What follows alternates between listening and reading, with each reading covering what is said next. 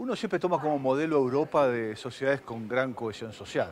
La cohesión social no es un valor absoluto, pero en el camino hacia la cohesión social, Europa sin duda es nuestra meta.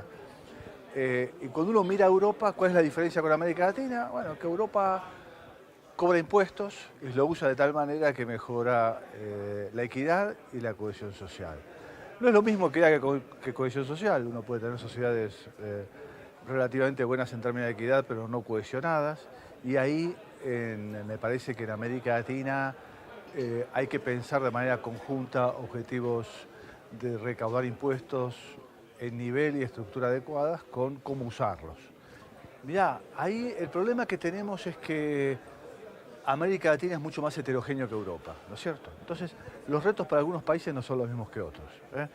Yo te podría decir, el reto básico, o unos retos básicos, es recaudar más impuestos, pero no es lo mismo la situación de Brasil que de México o Centroamérica.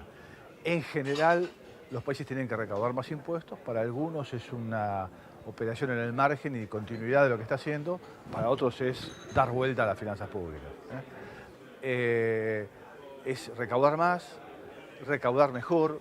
Hay cuestiones para mejorar el impuesto a las rentas, que obviamente es la mayor debilidad, pero también hay países que siguen cobrando IVA a tasa cero, problemas con imposición indirecta que son graves, ¿no es cierto?, desde el punto de vista de la fiscalidad. Y del lado del gasto, me parece que hay una nueva discusión de cómo financiar la protección social que me parece importante.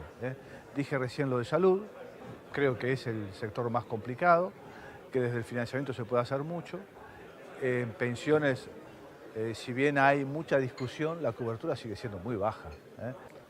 Bueno, en la América Latina, los países que tienen mejores indicadores de cohesión y de equidad son los países que tienen una tradición más larga en estas cuestiones, ¿no es cierto? Uno siempre mira Uruguay, Costa Rica como los casos, ¿no?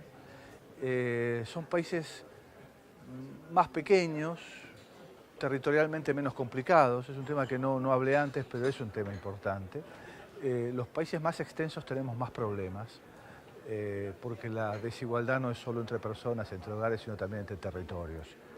Es como si uno tuviera dentro de países como Brasil, Argentina, México, Colombia, Perú, situaciones tan diferentes que los gobiernos centrales a veces no saben cómo abordar. O sea, ahí hay un tema. Países más cohesionados son los que han tenido más tradición de protección social y menores complicaciones territoriales, ¿no es cierto? En segundo plano, lo que han hecho los países que han avanzado más son los que han logrado recaudar impuestos. Y dentro de esos impuestos, obviamente, el impuesto a las rentas, ¿no es cierto? Y por último, hay un tema de implícito al desarrollo, que a veces uno se acuerda de nombrar, a veces no, pero es muy importante, que es la capacidad de los sectores públicos, de los servicios civiles, para introducir reformas. Muchas veces las reformas en nuestros países son mezquinas o son poco osadas, porque los sectores públicos que tenemos, los servicios civiles, no nos permiten hacer reformas muy complejas. Y a veces en ese camino de hacer cosas simples, hacemos cosas poco ambiciosas. Hay dos cuestiones bien diferentes, pero tan importantes una como la otra, ¿no? Uno que tal vez no se repite mucho, pero tal vez sea la más importante, es la promoción en nuestra región del modelo europeo. Y eso es esencial. Nosotros estamos en una región que siempre ha estado ahí en la cornisa entre irse para un lado y para el otro, y los que queremos construir sociedades más cohesionadas siempre tenemos modelos como el europeo, modelo a seguir.